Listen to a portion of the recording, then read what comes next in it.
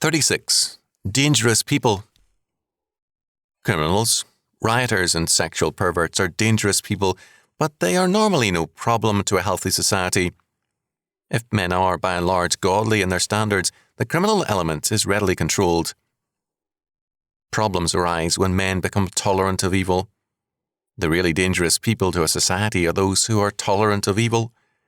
Such people can become very upset if the wrong kind of wine is served with dinner, or the homosexual dinner guest delights them, if he is clever, witty, and in good taste.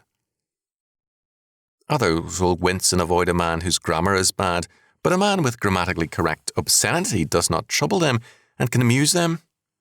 For all such, sin is appealing if it has style. These are the really dangerous people. Their false emphasis on appearance is more deadly to a society than the acts of criminals, because it's this stress on appearances which leads to a tolerance of crime and a breakdown of standards.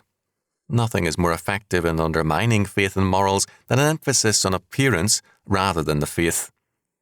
This false emphasis is very much with us, however, even in the churches. Too often pastors are chosen in terms of appearances rather than evidences of faith and dedication. People join churches in terms of their appearance and prestige rather than their faith. To give appearances so clear a priority is to say that faith and morality are less important than a facade. It's a way of praising clever wickedness. As Solomon says, quote, "They that forsake the law praise the wicked, but such as keep the law contend with them." Proverbs 28:4. By what standard do you judge others? By faith or by appearances?